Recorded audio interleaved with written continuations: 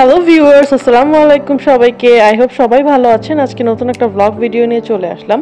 তো মূলত হুটহাট করে আমাদের র্যান্ডম প্ল্যান হয়ে গেল যে আমরা ঘুরতে যাব।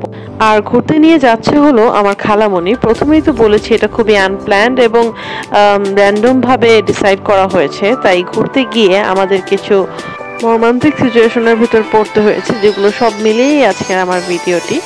তো আর কথা না বাড়িয়ে ভিডিও শুরু করা যাক। তো আমরা সবাই ব্যাকপ্যাক করে তারপর রওনা হয়ে গিয়েছি। আমরা চলে যাচ্ছি মুন্সিগঞ্জ পদ্মা সেতুর টোল প্লাজার একটু সামনে লিফ লাউঞ্জে। সেখান থেকে কিছু খাওয়া দাওয়া করে, মানে আমাদের যেটা প্ল্যান ছিল মেইনলি সেটা হলো ওখান থেকে কিছু খাওয়া দাওয়া করে দেন আমরা নাইট স্টে করব। তো সেই প্ল্যান মোতাবেকই আমরা রওনা হলাম এবং দেখতে দেখতে পৌঁছে গিয়েছি লিফ লাউঞ্জে।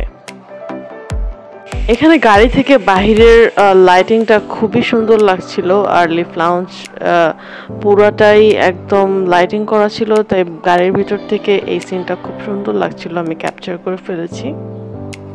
লিফ লাউঞ্জের অ্যাড্রেসটা খুবই সহজ, মুন্সিগঞ্জ পদ্মা সেতু টোল প্লাজার একটু সামনে।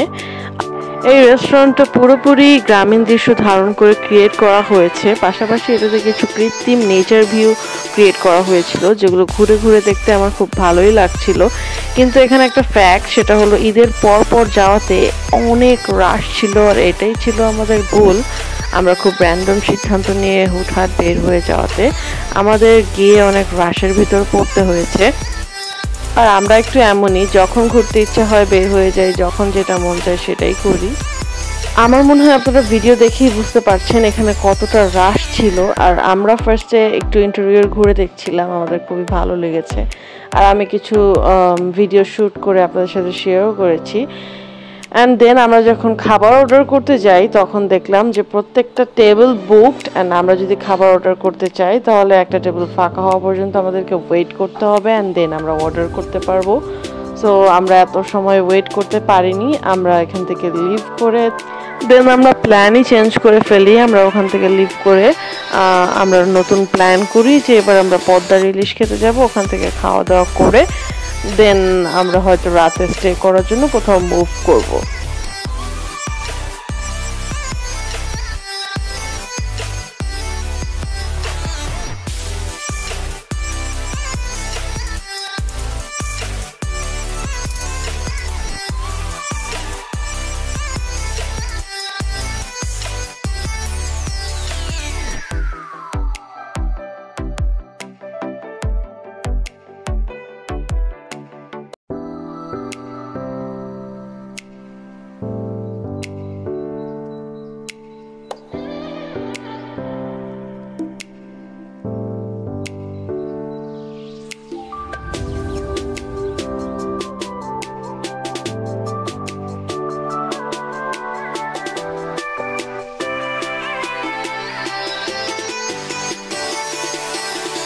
তো যেমন ভাবা তেমন কাজ, আমরা ডিসিশন চেঞ্জ করে ফেলি এবং সবাই মিলে রওনা হই মাওয়া যাব, মাওয়া ইলিশ খেতে।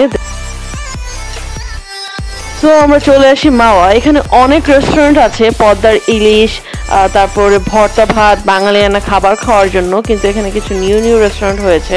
তো সব নতুন রেস্টুরেন্টের খাবার কোয়ালিটি তো আর ভালো হয় না, এগুলো একটু বিবেচনা করে দেন আপনাদেরকে এন্ট্রি নিতে হবে। আর আমাদের হলো আগে পরে যে রেস্টুরেন্টে খাওয়া হয়েছে বা আমার প্যারেন্টসরা চিনে, আমরা ওটাতেই ঢুকেছিলাম। এটা হলো কাঁচা লঙ্কা। তো এখান থেকে ফার্স্টে আমাদেরকে মাছ কিনে নিতে হয়, দেন এখান থেকে মাছ কিনে রান্নাঘরে পাঠাতে হয়। ওরা এই মাছ আবার ভেজে আমাদের রান্না করে দেয়, সেটার জন্য আবার তেলের জন্য এক্সট্রা একটা চার্জ দিতে হয়। মাছ কিনতে হয় টাকা দিয়ে, পাশাপাশি তেলও কিনতে হয়, যেই তেলে ওরা ভেজে দেবে মাছটা। আর এরপরে আর কি আমাদের মাছ নিয়ে পরিষ্কার করছে, কেটে দিচ্ছে। আমি আবার আপনাদেরকে একটু ট্রাই করেছি দেখানোর, কারণ হলো যদি লাইভ এরকম কিচেন না হয়, এভাবে কাটা আর পরিষ্কার করাটা না দেখেন, তাহলে এখানে কিছু রুচির ব্যাপার থাকে, মনে হয় যে হয়তো অপরিষ্কার লাগছে, রান্না করে দিয়েছে। তো আমরা আমাদের মাছটা দাঁড়িয়ে থেকেই পরিষ্কার করেছি এবং উনি খুব সুন্দরভাবে পরিষ্কার করে তারপর ভেজে দিয়েছে।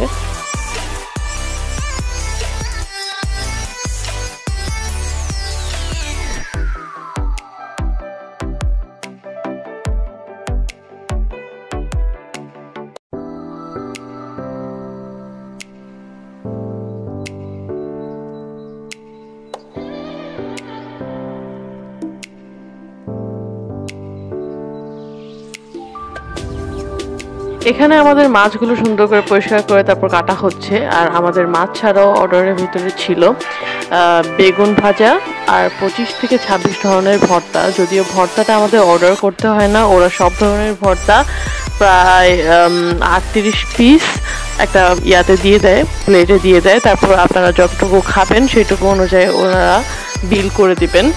তো আমাদের ছিল বেগুন ভাজা, আর আমাদের যে ইলিশ মাছটা নিয়েছি ওইটারই লেজ থেকে ওরা ভর্তা করে দেয়, ইলিশ মাছের লেজ ভর্তা। আর ওখানে 25-26 ধরনের ভর্তা ছিল, আর হলো ইলিশ মাছ ভাজা আর ভাত ডাল। এই সব আইটেমের ভিতরে আমাদের ডালটা অনেক মজা লেগেছিল, আর ইলিশ মাছটার তো কোনো কথাই নেই, আমরা পছন্দই করেছিলাম ভালো তাজা ইলিশ।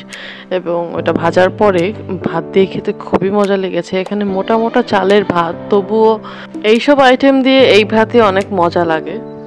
তো এখানে এসে এভাবে ভেজে টেজে রান্না করে খেতে খেতে আমাদের একটু রাত হয়ে যায়। আর যেই কারণে আমাদের সেকেন্ড প্ল্যান যেটা ছিল মাওয়ার রিসোর্টে নাইট স্টে করা, সেটা আর আমাদের হয় না। কারণ আমরা যখন বুক করতে যাই তখন দেখি সব বুকড হয়ে গিয়েছে।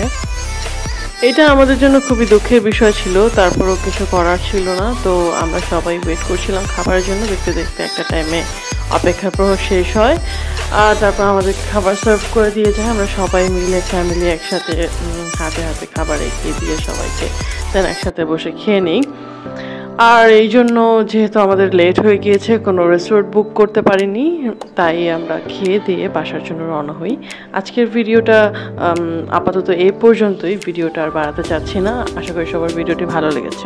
আজকের মতো ফিয়ামানিল্লাহ সবাইকে।